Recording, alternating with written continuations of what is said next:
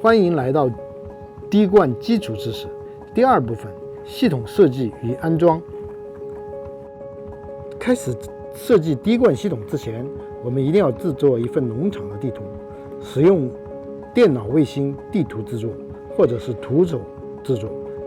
测量这个田地的长宽，标记主滴灌与主阀门的位置，标记土地的坡度。利用重力优势设计灌溉系统，将滴线设置在下坡或者是斜坡，避免上坡。区块是田地的一个区域，将于同一时间或者是同一灌溉线进行的灌溉。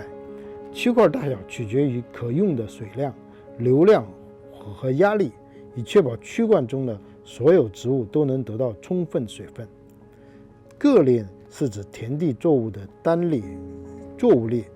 作物列的最大长度由滴灌带制造商的最大运行规格所决定，以确保作物列中所有植物都能得到充足的水分。随时间变化，需要在同一田地种植不同作物。在耕作或者使用拖拉机耕作之前，需要确保该田地滴线容易移除，以便日后重新放置。在滴管上使用微型阀门或活塞来盖上孔，有利于灵活改变不同作物的间距。这个滴灌的最后一部分呢，我们要关的时候就要确保它容易打开。比如说，它是为了让它自动冲洗这些残余的杂质。那比如说如果是用这种管子的话呢，那你就把它假设是最后，你把它折起来，然后关掉它，这样就可以了。等到你冲洗的时候，你把它拆掉，它就自己就冲掉了。那么如果你这是管子，如果是这个 tape 的话呢，如果是这种带子的话呢，那我们就假设这是最后，那你就把它剪掉，在最后的地方你把它剪掉，然后大概折3折、1折、2折、3折，对吧？然后呢，把它捏扁一点，就是你最后你剪掉的这个部分呢，假设你最后剪掉的这一小部分呢，你就把它打开，然后呢，它可以再把它套上去，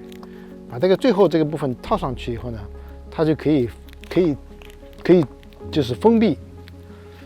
以后呢，你在如果需要清洗的时候，你就把它打开，把它再抽出来，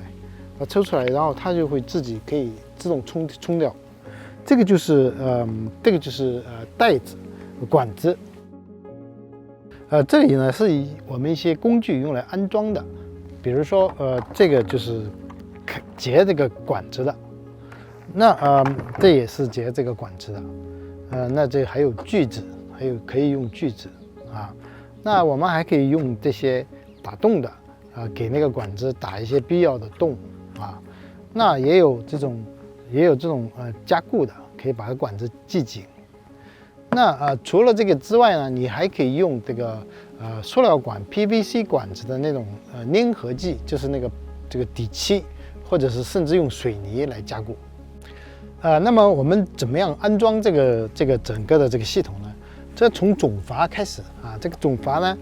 它上面有一个箭头啊，所以我们一定要保证这个水的流向，在所有的地方它都有一个箭头啊，然后安装。这个呢是防止回流的，它上面也有箭头啊，所以确保这个方向呢是同一个方向。然后这个每一个这个市政用水它都有一个当地的标准，我们一般的标准是12英寸，所以你一定要确保你符合当地这个要求啊。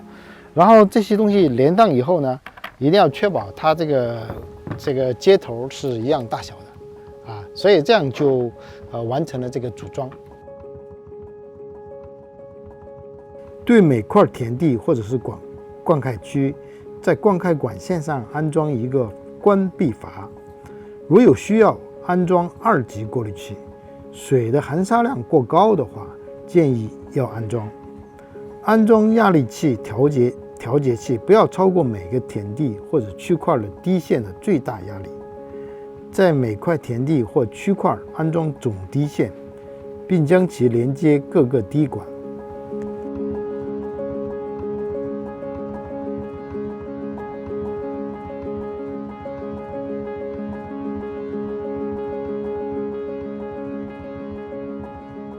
放置滴管的时候，滴头向上以减少堵塞。滴带或者滴管上面一般有标记，指示滴头在哪一边，仔细看也能找着。使用景观钉或在滴头之间定期堆土，从而让滴管保持在植物根部附近。使简单的设施，如一根杆子穿过滴灌带的中间部分，帮助滴灌带在缠绕的时候轻松解开。全部完成后呢，缓慢打开阀门来启动系统，检查是否有漏水。